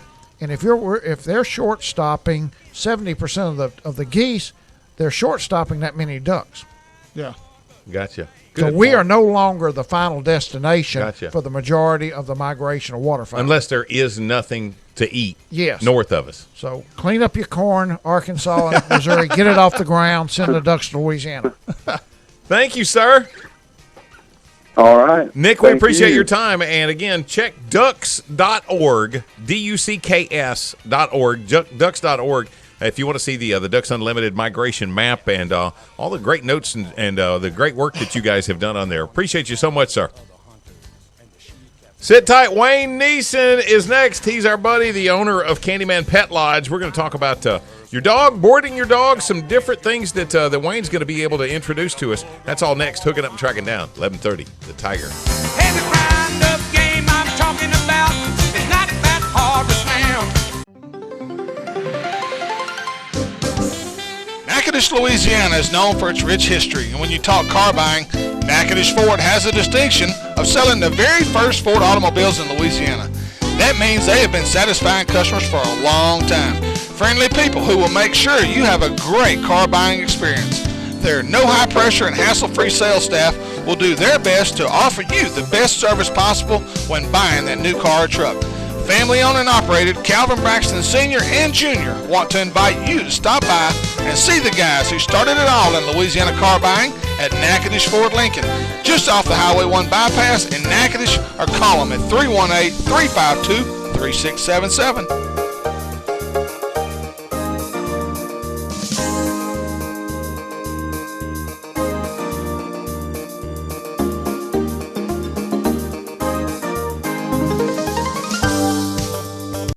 Hello, I'm Troy Umbehagen. We at Natchitoches Nursing and Rehabilitation proudly support and watch TV17's local programming. Some things just stay the same, but not Toledo Town and Tackle. Still the best selection of tackle on the bin. Zoom Dive with Gene LaRue and Sam Tone. Now double the size of the original store, you have twice as much to choose from. With a new deli serving the best hamburgers, pizza, and soft drinks, you'll find something that's sure to fill your belly. They also have a great selection of tees and polo-style shirts. So stop in and treat yourself to the best tackle box on the bin. Toledo Town and Tackle on beautiful Toledo Bend Lake. Toledo Fiberglass specializes in fiberglass restoration, offering fiberglass repair on all major brands of ski and bass boats. Al Drew and his staff will get you back on the water where you belong. Everything from metal flake scratches to recarpeting, Toledo Fiberglass can fix it. It's also home of the Gorilla Hull and the headquarters of the Minn Kota Talon Shallow Water Anchor System. So the next time you need fiberglass repairs or restoration, go see Toledo Fiberglass just off the Texas Highway or call 800-554-5452. Welcome back. This segment presented by Candyman Pet Lodge, Red River Waterway Commission, Vicious Fishing Line, and Natchitoches Power Sports. Hey, if you missed today's show, no problem. Tune in this and every Saturday morning from 6 to 8 right here on 1130 The Tiger for another round of awesome outdoors radio entertainment. Once again, here's Gary McCoy, Mike Eccles, and Steve Graff. Take it away, guys. And make sure you check us out on the Facebook page, Hooking Up and Tracking Down. The website, HUTD.net. That's Hook Up Track Down, HUTD.net. And on our Facebook page, Gerald Swindle talks about he missed the Classic, guys. He didn't make it this year. Oh, wow. He's pretty upset. No, the Classic is missing Gerald. No, Yeah, exactly amen. right. Yeah, good point. Good Yeah, point. that's You a know good what, point. though? It might not be as bad as you think because that means he's available Oh, for yeah. commentary. Yeah, exactly. And the boy is hysterical. Hey, you know, a lot goes into making great steaks and barbecue. Silver Star Smokehouse understands just how to cut, smoke, and season all cuts of meat. With great sides like baked beans, potato salad, and coleslaw, Silver Star will make sure you leave with a full belly. For the best steaks and barbecue in the Arklatex, look no further than Silver Star Smokehouse at the intersection of I-220 and Highway 80 in Bossier City. And don't forget now, Friday night, Chris Cagle is going to be there, and that is one heck of a live concert. That's a big dog. That boy, let me tell you, he is absolutely insane. Speaking of insanity, And big dogs. Wayne Neeson showed up. He's the big dog of the kennel. Hey, man, Candyman Pet Lodge, Wayne Neeson is here. And, you know, one of the things that occurred to me earlier was, a lot of times your dog is probably, you're closer to your dog than your kids. Yeah, dogs give unconditional love. Yeah. And so, I mean, you really think about, if you're going to be going on an extended vacation and you are, maybe going on a cruise. Steve went a couple of years ago on an Alaskan cruise, which a lot of people just dream about getting to do. But, somebody got to take care of that dog. And you want somebody to put the love on that dog that you would show that dog while you're gone. And that's where you step in. Right. I left a little something on Facebook a month or so ago about a guy that brought in a dog that is known to, let us say, be aggressive, a particular breed. And I was a bit apprehensive because I didn't know what he was going to bring in. And I'm sitting at the desk at the kennel, and he brings the dog in on a lead and a choke chain, which is fine. Yeah. And big dog, probably 85 pounds, huge head, huge chest, just a pretty dog, though, I might add, a brindle type of color. And he said, I'm going to leave the dog here for 4 days. I said, that's great. When he came back, the dog, I'm at my desk, the dog is lying next to me on the floor. And when he came and he paid his bill, and he started to leave, and he said, come on, baby, come on, let's go. And she just looked up at him like, are you crazy? This is the greatest place in the world. You don't realize what's happening here. You're dragging the rabbit out of the briar patch now. Huh? That's exactly right. All it takes is a little love and affection. And, dogs know whether people will like them. I mean, I've observed dogs since I was a kid and brought one home in a paper wrap bag, and they just know. They know when you do. I always heard dogs are the best judge of character. I believe that. Of course, if a dog's taught to be aggressive, that's a whole different story. Yeah. But generally speaking, they really are. And they sense certain things about certain people. So when I drop my dog off with Candyman Pet Lodge, what can I expect how is my dog going to be treated while I'm gone? Well, obviously, the first thing that I do is I take the dog and they leave.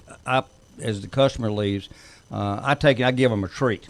That's the first thing I do is I give them a treat, and I'll put them in one of the rooms, and then when I get ready to air the dogs, I will test his temperament around with one of my dogs that I have on board there to make sure that the temperament's okay, that the dog can enjoy the company of other dogs. Sure, okay. If they can, they're just like us in a duck blind. They want to be social. Yeah. Oh, yeah. They want to visit. Yeah. And you let them out into the airing yard. Especially the boy dogs. Especially the boy dogs. And something you didn't know, Mike, you might know that the female actually looks herself. But you air them together, if at all possible, because they enjoy each other's company. But someone that's astute and understands the dog behavior, you can always tell when something starts to build. And you have to have those techniques and understanding of dog behavior, or psychologically, so to speak, of what they will do and what they won't do, and when they're going to do it. So there are ways to distract the dogs, perhaps, from getting in each other's face. Right. And we call it cocking up for one another. Oh, yeah. And so consequently is a way to remove them from that moment that they're going through. Well, you don't want to institute a competitive environment. No. Right. That's exactly right. Now, Wayne, one thing I want to do, I want to make sure we stay on track here today. Let's get into the facilities itself, okay? Right. The boarding, the daycare, the overnight care. What can you expect when I bring my dog? Let me just briefly say this, Steve. It took me 12 months to build this kennel, and it's a 36-dog area. Each place, each room, each kennel has its own drain, individual drain. Right. Every one of them. And each one of them is isolated from the other so you don't get in cross-contamination. Right. To me, that's critical. Yeah. The kennels were custom made for me in Michigan to my design, to where that the dog feels good about them, they're comfortable to them, and they last a long time. Now, when that person brings that dog in, we get all the information on them. They have to have, of course, the shot records. They bring their own food when they come in. If not, we'll feed our food. Right. Any special medications that need to be given to the dog. and their general behavior, their age of the dog. If that dog is 14 years old, we're not going to put that dog out with a 6-month-old puppy. Yeah. That puppy will drive that dog nuts. Yeah, exactly. I see it all the time. I mean, up the wall. Yeah. So exactly. I got one that's like that. So I know. We do too. I have a 7-month-old right now and a 9-year-old, and I tell you, that 7-month-old just gives him heck all the time. I mean, he's wound tight. Oh, he is wound tight. I trained him this morning, and he is wound tight. I promise you that. Now, do you have inside, outside access in We each do. kennel? We do. We have doggy doors where we can actually allow them to stay inside for those that don't get to go out, that shouldn't go outside. But then we have doggy doors we can raise, and it gives them inside and outside access. Good. Then on the outside of that, of course, we have the airing yard, and which the dogs can run around in anywhere from 2 to 3 times a day, obviously more than twice a day. And then again, like I was saying, we give very, very close care to which dogs we put out with one another. Yeah. And there are some dogs that just aren't social at all. Right. But so far, since we've been open, I really haven't seen any of those. They'll say they are, but once you introduce them properly, they get along fine. Right. Well, and generally speaking, if a dog comes from maybe a 1-dog family, he might be a little less social than one that there's already 2 or 3 other dogs. This around. dog that I was speaking of earlier, he said that dog was raised in the house with me, has never been out with anyone else. This is the first time I've ever taken this dog out. And so by that afternoon, I had him out with that 7-month-old of mine. And they were, and plus a little 10-pound rescue dog I have, and they were chasing each other. Wow. Huh. Wow. I mean, that's an absolute And that fact. interaction is so important. It really It's so is. important. It Now, really is. Well, it's a vacation for them also. Right. You also are a grooming and bathing facility and looking Right. at $40, but if your dog stays for 3 nights, Gets a free bath. free bath. Yep. That's a pretty good deal. It- I would like that. I may swing out there Saturday evening myself. Well, that's what I'm thinking. Right, right. $40. I'll go with you, Mike. Well, you get put in a doghouse every now and then, Well, so I know that's that true, but not one as nice as yours. Well, I'll just tell you, Brad, to send you on out there.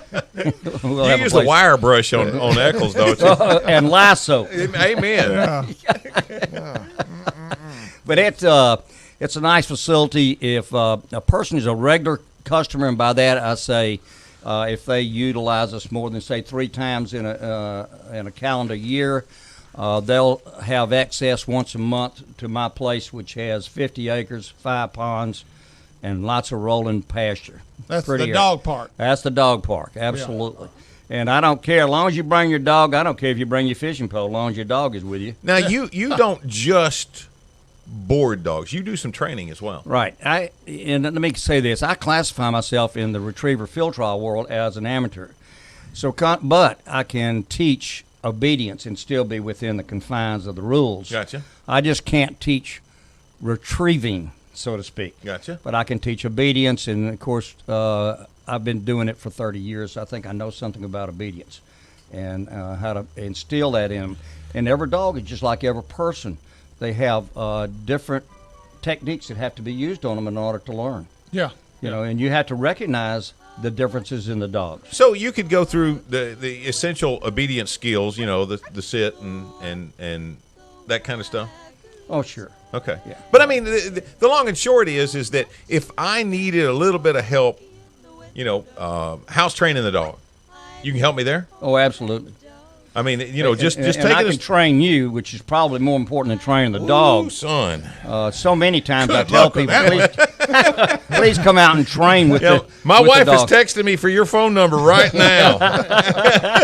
She wants a shot collar. Absolutely. We use collar on the men, especially. Wayne Neeson, the Thank you, owner man. of Candyman Pet Lodge.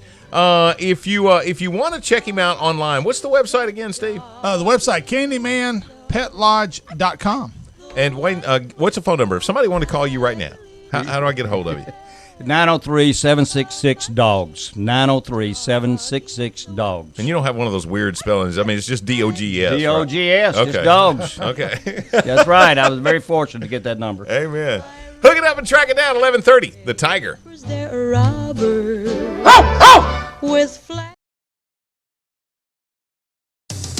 Legendary quality, At Ranger, it's an unparalleled commitment to incredible strength. With the industry's only pull-truted transom, we don't rely on the upper deck to support the transom and motor. It's a difference so strong, we sliced off this rear deck to show its independence from the transom. From total performance to your peace of mind. Cut open the whole story at rangerstrong.com. When I go shopping, I want camo, fishing tackle, guns, hunting gear, work clothes. And when I go shopping, I want home decor, gifts, children's and baby clothes. Fortunately, we can both get exactly what we need at the same place, Nichols. All the name brands you can find in the big city without driving to the big city and paying big city prices. Nichols, keeping folks happy since 1914. No one has a better selection of ATVs than Natchitoches Power Sports. To see Yamaha and other top name brand ATVs, go to Natchitoches Power Sports, located at 367 South Drive on the banks of beautiful Cane River in Natchitoches, Louisiana, or give them a call at 318-352-8174.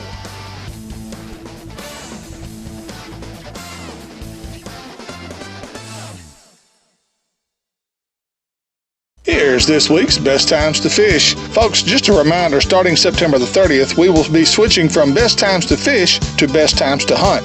Now here's this week's Best Times to Fish for this weekend, September 25th, 26th, and 27th. All 3 days are rated as good to excellent with moon illumination from 86 to 98%. On Friday, 9:18 a.m. till 12:18 p.m., Saturday, 10:14 a.m. till 1:14 p.m., and on Sunday, 11:10 a.m. till 2:10 p.m. This has been the Hooking Up and Tracking Down Best Times to Fish. Once again, you're listening to the Hooking Up and Tracking Down show presented by the Shreveport Sports Commission, Paul's Farm and Garden, Gamakatsu Hooks, and Natchitoches Ford Lincoln, your Ford truck headquarters for the Arklatex. Now back to the 3 superheroes of radio, Gary Underdog McCoy, Steve the Flash Graff, and Mike Plastic Man Eccles, fighting crime and doing whatever their wives tell them to do. The Flash? Plastic Man.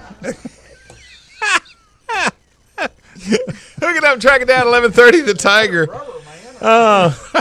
I think you got Mike turned off again. Yeah, Mike's off. That might have been a good thing. Yeah, exactly. Come on, guys. I'm Gary McCoy. The Ranger Pro staffer, Steve the Flash Graff, is here. Mike Eccles and Wayne Neeson, owner of Candyman Pet Lodge. Okay. In this particular segment, we want to address people who have changed the way we fish today. And before you get started, I know this is going to be you, but I would say that the number one person who changed the way any of us fish today goes way back to Buck Perry. You might be right. Okay. You know, we all know Thomas Edison invented the light bulb, Eli Whitney invented the cotton gin, and no, I wasn't around when that happened before one of you two yahoos say that. I thought you gave him the idea. Yeah, really. I mean, but do we know, who changed the way we fish? Have you ever considered the difference in the way we fish now and the way they fished and the things they fished with 50 years ago? Oh, yeah. I mean, some of the significant developments related to the equipment we use have all taken place in the last 50 or 60 years, including our boats, our rods and reels, and our lures. So I'm going to throw a name out and tell me who it is. Okay. No, don't tell me what they did. Just tell me if you know. Yeah. Holmes Thurman. Holmes Never Thurman. heard of it. What about you, Wayne? No. Bait. Just No. lie. No. Just lie. That's what we do. He played linebacker for Green Bay, I think. No, wait a second. Wasn't he the original I'm host? sorry, this is Strom Thurman. I know who Strom Thurman Holmes is. Thurman. Strom. Everybody knows Strom. It began in a garage in Marshall, Texas in 1948 when a well-rounded fisherman named Holmes Thurman decided he would design a better bass boat, a better boat, one that wouldn't get pushed around by the wind. So he used pieces of marine plywood, and he built a unique 13-foot, low-profile, wide-bottom, and inward-sloping sides. Skeeter boat. This inimitable little craft, dubbed the Skeeter, by locals because of the long needle-nose bow. It was a forerunner in today's modern boats. Holmes' sleek, fast boat immediately caught the attention of fishermen in Texas and Louisiana, and a lot of them wanted one. So he built them one at a time in Marshall, Texas, and sold them through Reeves Marine in Shreveport, Louisiana. Then in 1961, the Stemco Corporation purchased the design, moved the operation to Longview. It's now in Kilgore. And they started producing the first fiberglass bass boat. Huge leaps, towards performance and durability. And soon skeeter boats were buzzing around the lakes and rivers nationwide. Wow. Holmes Thurman. Okay. Yeah, that was him. Okay. R.D. Hull, Hull. Oh, yeah. He designed the bottom of a boat. Where the term hull came from. That's not it. I was wrong. There's levels of ignorance that can only be achieved by higher education. There's an example right there. That's a deductive reasoning. Yeah, buddy. R.D. Hull was a kid learning to fish in Snyder, Texas, and he was continually picking out backlashes in his bait casting reel. He resolved the problem by having his younger brother, OTT, walk around the pond that they were fished in with his bait and dropping it in the water, and then he would retrieve it back across the pond. That's a good job. You can get it. But that only worked until Ott got smart. Yeah, buddy. And realized he was doing all the work. R.D. Hull grew up to be a watchmaker and a tinkerer, and he decided he should invent a reel that wouldn't backlash. He solved the problem while watching a grocery store worker back when they used to have to wrap meat in paper and string, and he was pulling it off the string off of a reel, a fixed spool reel. Yeah. That's where the idea came from. Wow. In 1947, fixed spool reel was impossible to backlash, so he set out to make one. In 47, he showed his prototype to officials, officials in Tulsa, Oklahoma, at what company? Shakespeare. No. Penn. No. 0 Hour Bomb Company. Wow. They produced plastic explosives for oil drilling. Oh my And not fishing tackle, but the men, intrigued by his idea, sent the inventor home and told him to work on a model. He returned with a handmade reel that was tested by the company's employees, who were avid anglers. One tied Zebco. Zebco, there you go. Now it just took his thunder away. Maybe. Okay. No, I don't. No, I don't. But good idea. One of the employees tied his keys to the line and made a cast, throwing his keys over the building, and everybody was impressed. He was a watchmaker who got tired of untangling backlashes, and he tinkered with the idea of a new reel, and that later came out as the Zebco 33. 0 Hour Bomb Company. Yeah. Zebco. Yeah. That's where they came from. He was hired on the spot and set to work improving the reel's design in 1949. The first 25 standard fishing reels came off the assembly line. R.D. Hull's reel, which later evolved into the Zebco 33 spin cast, changed forever the way people fish. First fish you ever caught, was it on a Zebco 33? No, mine was Johnson Century. Oh man, mine was on the. Mine wasn't on a 33. It was on the. What was that? 202. The 202. Yeah. Zebco 202. Yeah. I want to say that there have been more Zebco 202 sold than any other reel in the history of mankind. Probably. Probably because it's a starter reel. Oh, without a doubt.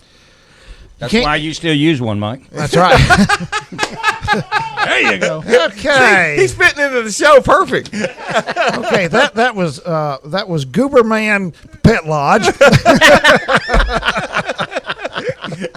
Okay, you can't give this name out without giving it away. Nick Cream. In 1949, Nick Cream was experimenting with vinyl mixtures, heating it in his kitchen on the stove. He cooked up one combination that, when added to the molds, and he had made these molds out of live night crawlers. Oh, wow. He had fashioned his mold out of live night crawlers. He produced a first plastic worm that would look and feel soft and alive, and it stayed that way when exposed to air. Apparently that was a big problem. When you poured this rubber, when it cooled, it lost its flexibility. I'll be done. And the first lure was the wiggle worm, and it was sold by mail in 1951. Even I wasn't born in 51. At a price of $1 for a pack of 5. That's 20 cents a worm. Wow. Yeah, really? You know, That's $1 back then. But a distributor at a Cleveland sports show sold 9,600 packs in 3 days. Wow. When was the last time you threw one of those old cream worms with the little spinners on it? You know, the kind that they had. With 2 hooks? Yeah, the 2 hooks. When was the last time you threw one of those? About 1958. Mine would have been about Was that a purple 1970. worm, by the way? No, it didn't. It doesn't say. I bet you it was black. Yeah, probably was black. Demand because they didn't know how to make colors. Then. Right. You know, demand for the lures soared, and Cream moved his company to Ohio, from Ohio to Tyler, Texas. Cream died in 1984. Everything we've had so far was in Texas. Okay, let's see. I got a couple more. We don't have 5 minutes. Let's see which one. Anything local? Well, I'm going to do this for Gary. Born in 1915 in Hickory, North Carolina, Elwood Buck Perry grew up fishing on Lake James. It was there that he observed things that would lay the groundwork for the pioneer theories about fishing. He believed the natural home for most game fish was not in shallow water, as most people thought, but was in deep water. So he designed an innovative plug that he could fish all depths.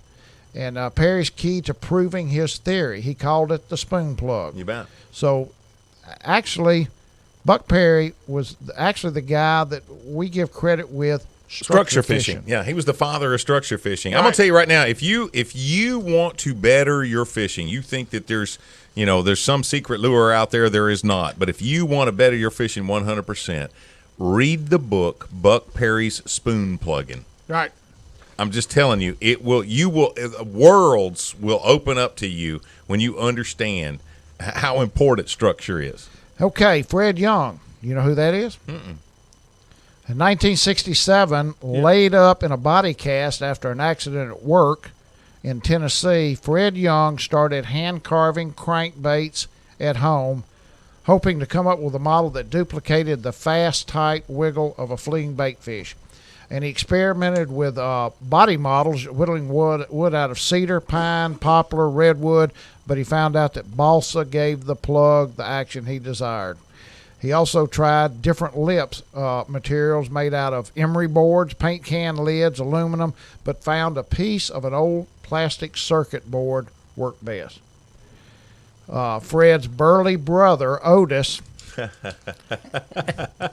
tested the plugs and gave Fred an idea, and it wasn't long until they perfected the bulbous, short-lipped lure that wore the fish out, called the Big O. Big O. Why didn't they call it Burly O? Burly O. If he had a burly brother, why not? Instead of Big O. I love that. The Big O came from Burly Otis.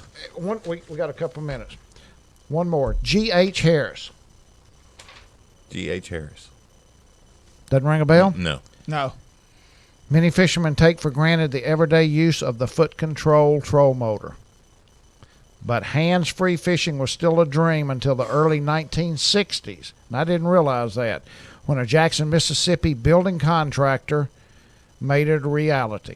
In 1961, Harris tired of sculling his boat, began wondering if he could develop a better electric troll motor than the Silver Troll that he owned, invented 30 years earlier. I had no idea. Wow. Called a Silver Troll. Had no idea that they had an electric troll motor in 1930. Wow. Wow. And You know another name I've heard is synonymous with the trolling motor? Local. Mr. Reeves. Really? Yep. I heard that from, I believe Rusty told me. His dad was involved in one of the first production models of a trolling motor. Wow. I didn't know he had an engineering background. I didn't either. Huh. But anyway. But in 1961 is when we got the foot control troll motor. Wow. I wonder what size it was. What the foot pounds were. A whopping 10-pound thrust. Wow. Hold your hat on. Yeah, I'm telling you. Hooking up and tracking down 1130, the Tiger. I'm gonna take you to a special place that nobody knows. Baby, get ready.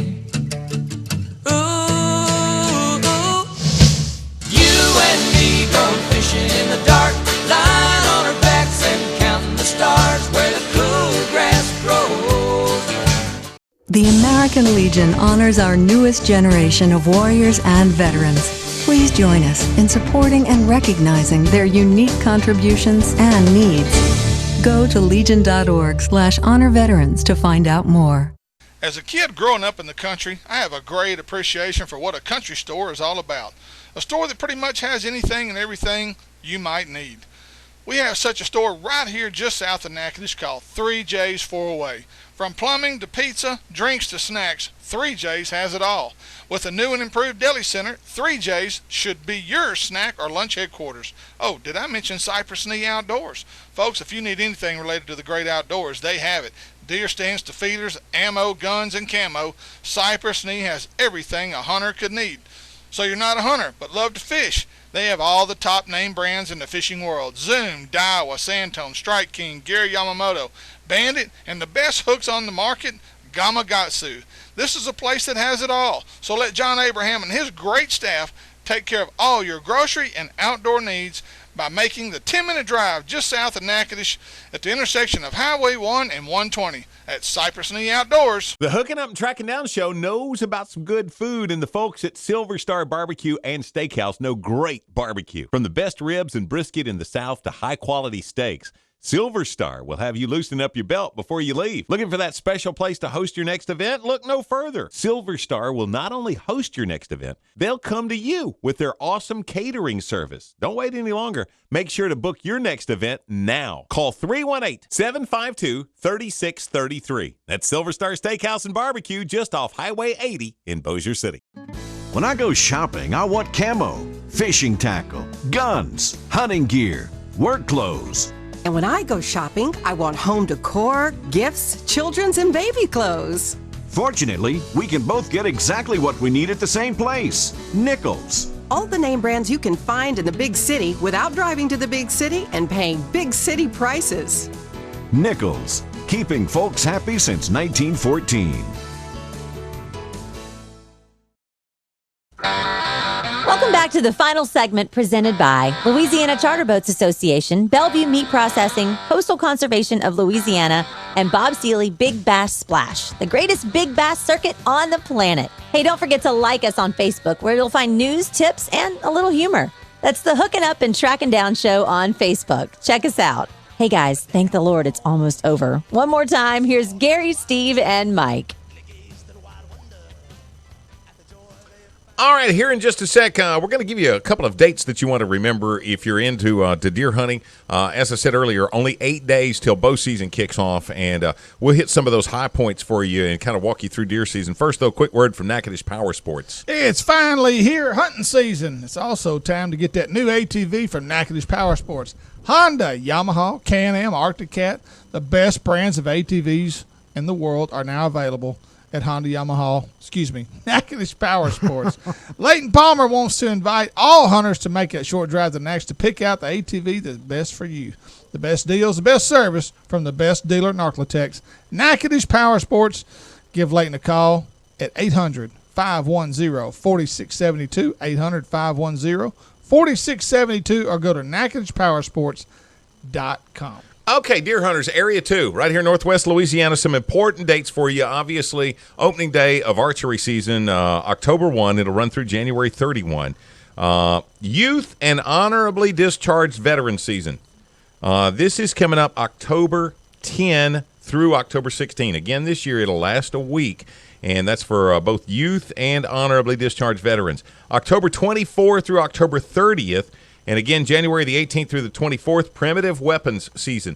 And again this year, during primitive weapons season, youth 16 and younger, or is it 17 and younger? 16, I believe. No, 17 and younger. Youth 17 and younger will be allowed to shoot any legal firearm during primitive weapons season. Wow. Okay, you got that? I got it. October 31 through December 8, still hunting only, no dogs, and then December 9 through January 17, with or without dogs. And it was kind of weird because I want to say the dates last year lined up that when the Youth Week rolled around, primitive weapons season was the very next week, so kids essentially had already started. I mean, their season just, when it began with youth, it went all the way through. This year, there is a week of separation there, and that'll archery hunters, bow hunters are going to like that a lot because they'll have a week to themselves in the woods there you go. essentially, and I'm sure that's probably what that was, given a little foresight for. I agree. I want to remind some of the anglers out there, this weekend, Saturday, the 26th, is the Cash Splash Championship. We had 80 teams qualified to fish for a Triton boat this Saturday out on Cross Lake, and some of you haven't gone by and paid your entry fee yet. Now, how many of those teams that don't pay their entry fee actually get to fish the tournament? If they don't pay their entry fee, they do not get to fish, and it is off limits this week. So if you didn't read the website, fine print, you went to Cross Lake Monday, Tuesday, Wednesday, or tomorrow or Friday, you will not be eligible to fish. Swing by Bayou Outdoors, pay your entry fee, show up at the American Legion Saturday morning. We're gonna be fishing for a Triton boat. Hey, oh man, 3 fish limit. Okay, you're gonna fish from takeoff. You'll take off by your number, how you finish for the year. Not one flight, 2 flights. We'll break them probably in the middle, depending on how many we actually have. We'll have probably 70 out of the 80 will actually show up to fish, which is going to be a great tournament. Oh, good. Still going to be a 3 fish limit. Going to fish till 3 o'clock. Quit at 3 o'clock. Be in the weigh-in line by 3:45. Okay. At the American Legion. Okay. Go by you and put your money up. So we'll have the results of that next week. Also next week, Chris Friday from the Rut Report on the Rut Report Louisiana on Facebook. If you haven't seen that lately, if you haven't started checking in, it's a good time to kind of institute that as part of your daily, if not weekly, regimen.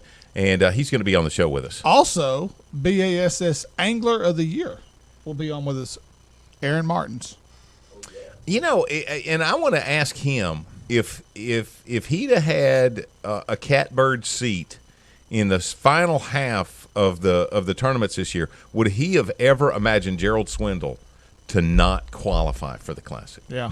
Well, who'd have thought Kevin Van Dam wouldn't have made it last year? Oh, exactly. Yeah, exactly. So, okay. Savage Arms has issued a recall. Those of you that have a B mag rifle, it's a bolt action 17 WSM, noting that Winchester short mag. Yeah, Winchester. There you go. Noting that the bolt may inadvertently catch the safety button and slide forward into the fire position. Please call the hotline at 800-784-3301 to see if your rifle is one of the ones affected. They will send you a free retro kit, just like Winchester did me on my shotgun, and that was absolutely, I commend Winchester. I had my gun back in a week and a half. They will send you a retrofit kit to replace the bolt handle and cap. That is horrifying to think how they found out Yep. that there was a problem. Well, I did read more into this. There's been no injuries related to this. All right. This is something they discovered, I think, through some practice. And I'm wondering if I spoke out of place again. This is Savage Arms issues a recall, and I said a 17 Winchester short mag. I wonder if that's what WSM stands for. That's what it's always stood for me. Okay. Short mag, yeah. Okay. Yeah. Natchitoches DU Banquet, Tuesday, 29th, September 20, and that's next week, next Tuesday, at Exchange Bank, 700 Front Street. Call Billy Gray at 318-773-1128 or Tommy Jackson at 318-235-8273. I'll post this on Facebook as well. And then we got a Shreveport Banquet, October 15th, Thursday, October 5th. We'll have more detail on that in the weeks to come. Don't forget now, the big the big dinner is tomorrow night for the kids of the Dream Hunt Foundation, Las Paloma. The doors will open at 6 o'clock. The food begins about 6:30. If you haven't gotten your tickets for that or you need more information, just holler at me. You can call here at the radio station, and I'll be glad to get you in touch with Jeff Warren. And then Saturday night, the Whitetail Banquet at First Baptist Church, downtown Halton. They'll kick off our Big Buck contest for the year. And I want to remind everybody, if you missed the show on Wednesday, tune in Saturday morning from 6 to 8 a.m., AM 1130, The Tiger, and catch this show. Okay, Wayne Neeson, I want to thank you so much for hanging out with us again this afternoon. One of the most important things is we start looking for, the final weekend of teal season. And, we talked earlier with the representative, the biologist from Ducks Unlimited, and he says, the waterfowl counts are great this year. Nothing can take away more from the hunt than a bad dog. Nothing, literally, nothing can cause you more pain than an undisciplined dog. Is that not true? Have you ever been in a blind with a dog that tears the blind down? Oh, I've been in a blind. I was in a blind with a dog couldn't swim. We didn't know that there was such an animal. A dog couldn't swim, and I mean, we sailed him out, and that sucker sunk. Need floaties. I ain't tell you how long I've been duck hunting because it certainly will age me. I'm obviously the oldest guy in the room, but it quite frankly, I've been in the blind with a local guy. I will not mention his name, fear of slander, defamation of character, but that yellow lab literally circled the blind, tearing the blind down the entire time. I got up out of the blind and walked to my four-wheeler and rode out of there. The reason why I bring this up is, honestly, if you're a duck hunter, and I mean it really is in your blood, there is nothing more enjoyable than a good dog. Yeah, and the thing is, the first thing you have to teach a dog is to sit, and you've heard that before, but that is real. Oh, without a doubt. So what's the difference between that bad dog and that good dog? 1 minute. Nothing. You feed them the same. In other words, they're bad. Right. It takes as much money to feed a bad one as it does a good one. Yeah. And training Turn his microphone on. Training is very, very important from the standpoint of teaching a dog when to sit and stay. Gotcha. And to stay in place until scent or otherwise. Right. I can teach your dog from outside an iron yard, our kennel, to kennel up into the building, into the right slot in about 3 weeks. Wow. All right, how do we get a hold of Candyman Pet Lodge? You can dial 1-903-766-DOGS, 1-903-766-DOGS, or CandymanPetLodge.com. And once again, Chris Friday next week. Hunter Mulligan the following week. Our HUTD outdoor guys. Any word from him as far as seeing anything worth noteworthy this year? Hunter says he's got a surprise for us. Okay, good deal. Thank you so much for hanging out with us, hooking up and tracking down. Here's this week's final word. As we head into another deer season, we just want to encourage hunters to be prepared and do your homework in order to achieve success. Deer hunting requires a lot of preparation with scouting, stand maintenance, planning food plots, cutting shooting lanes, loading feeders, etc. But for those who do the little things, success is sure to follow. Here in Louisiana, we are so blessed with an abundance of good, healthy deer. So get out there and take advantage of what this area has to offer, and good luck. Till next week, stay safe, shoot straight, and may God bless till we meet again with more hooking up and tracking down. I am for the child who's had 7 addresses in a single year because she's in foster care, because her father abused her, and her mother couldn't believe her. She is the child I am for. I am a CASA volunteer. I am you.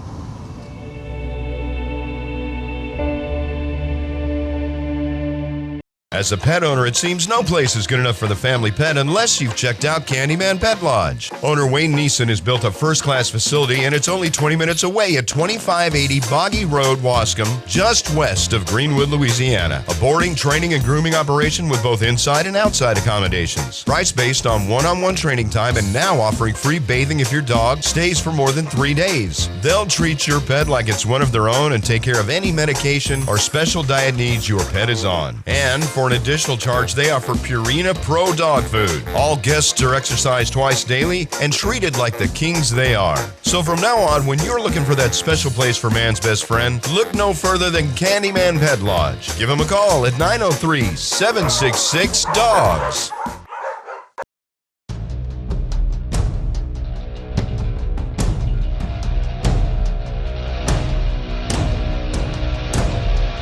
Introducing the latest member of the Yamaha off-road family. It's one of nature's most tenacious, agile, and aggressive creatures. It thrives in the most remote, rugged, and tightly wooded territories. It never steps down from the challenge and often travels long distances in search of food and adventure. The all-new Yamaha Wolverine. More than an off-road vehicle, it's a whole new animal.